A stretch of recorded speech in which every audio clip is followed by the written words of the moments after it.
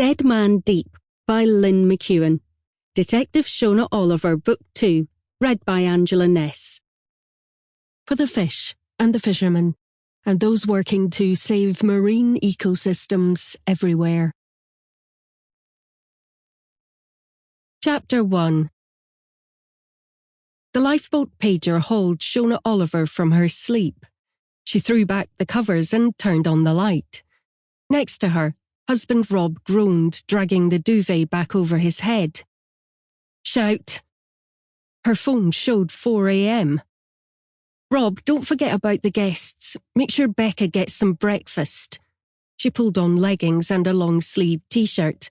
Coat, shoes, keys. Downstairs in the kitchen, she grabbed a fleece, hopping towards the back door as she tugged at her trainers. The security light came on, a solid yellow beam in the pitch dark. Outside, the freshness of the air hit her. It was early May, the end of a long winter that still cast its shadow in the wind's chill. The birds were just stirring.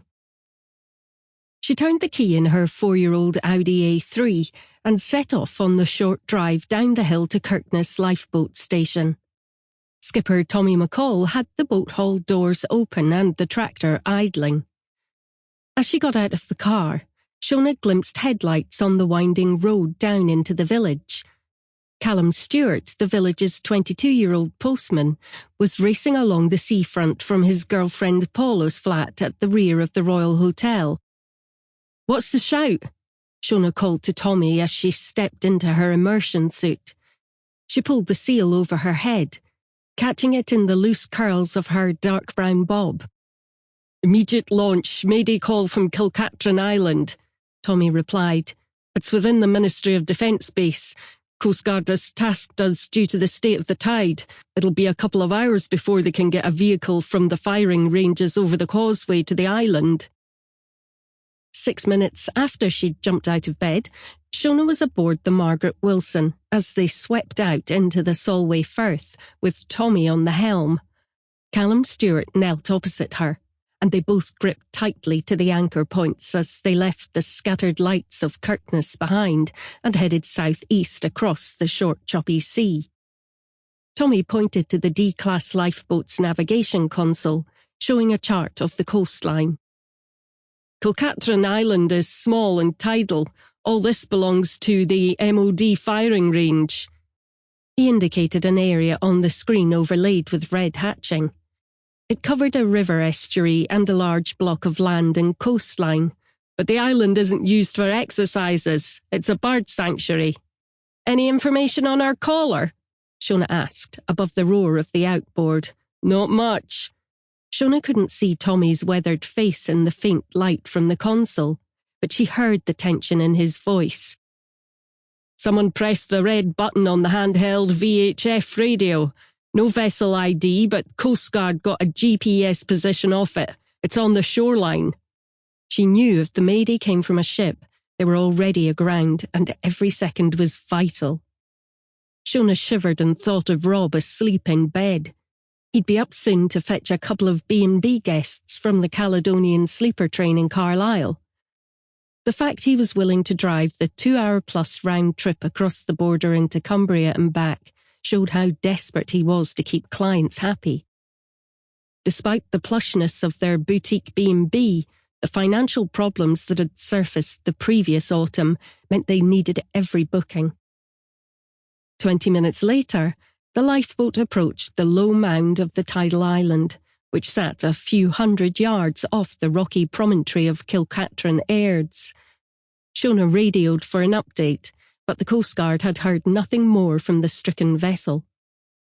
As they came closer, a square outline loomed on the mainland cliff, black against the dark blue of the sky. "Tommy, what's that?" Shona said. "Is that an MOD installation?" The skipper shook his head. "That's St. Catherine's Chapel. It's how the area gets its local name." Since her arrival in Kirkness, she'd quickly become accustomed to the duality of place names in the area, one on the maps, the other used by local people. Some communities hedged their bets and mentioned both on the village signs. It's a superstition round here, Tommy continued, that shipwrecked bodies must be buried close to where they wash ashore or their spirits won't rest. The chapel grew up next to a graveyard. So what's the local name? Shona had a feeling she wouldn't like the answer. Dead Man's Point. The chart showed a small inlet on the edge of the river estuary. They circled the island with no sign of the damaged yacht or working vessel. How close are we to the last known position? Shona said, as she and Callum took torches from the waterproof kit bag. Coming up on it now, Tommy replied. Shona scanned the shoreline. Rocks like serrated teeth ran out at a sharp angle to the beach, cruel ridges emerging from the waves in the falling tide. Her torchlight danced in response to the rocking lifeboat. She glimpsed a white object resembling a football net lying on the beach. Looking closer, Shona saw the goalposts were, in fact, a sealed rectangle surrounding the net. It lay next to a jumble of items which could have come from a wrecked boat. Target sighted. She shot out an arm and kept it there, pointing like a weather vane towards the objects on the beach, as Tommy turned the lifeboat through 90 degrees and edged them forward between the rocks. First assessment, Shona, Tommy said. Watch yourself on those rocks. Keep your gloves on. Shona went over the bow, her immersion suit slipping against the hypalon material of the hull. The black water came up to her chest. A wave slapped her face. She shook the salt water from her eyes and felt forward with her steel toe-cap boots, knocking against rocks as she half swam towards the shore. Soon her knee struck soft sand, and she waded the rest of the way. She turned to check the position of the lifeboat. The Margaret Wilson rode the dark sea, white edges of foam around her bows. You okay? Callum called out. Fine, Cal, Shona replied. Stand by with the first aid bag. Loose shingle and cockle shells crunched underfoot. Shona's eyes stung from the salt water. She blinked away tears as she swept her narrow torch beam across a scattering of clothes, a cool box, and the strange white object. Then she saw him. He lay face down, dressed in fisherman's chest waders, a piece of sacking material tied across his shoulders. His oilskin jacket looked as if it had been shredded by the rocks as he'd come ashore. No sign of a boat beyond the flotsam of a toolbox, bait buckets, and plastic diesel cans. She carefully turned him over, her breath catching in her throat. It wasn't his jacket that hung from his arms in strips, but his skin, red and blistered.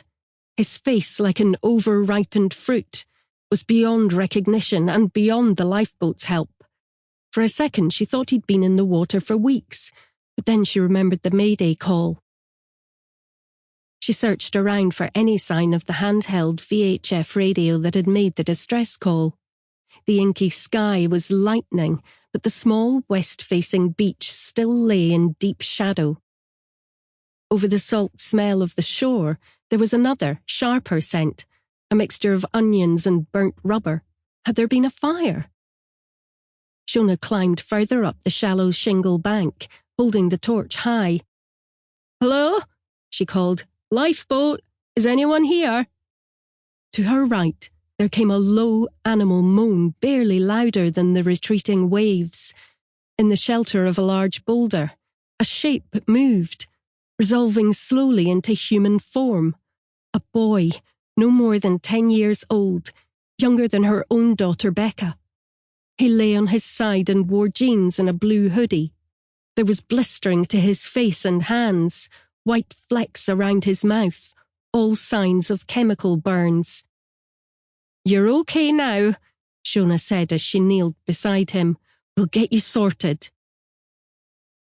It took only a moment for her to realise the seriousness of his injuries. At the sound of her voice, he rolled onto his back. Stay still. Try not to move. She leaned out from behind the boulder. She could just see the lifeboat and Callum alert in the bow. 1 confirmed Delta, she shouted. 1 casualty. First aid bag. She turned her attention back to the boy. His eyes were... Sample complete. Ready to continue?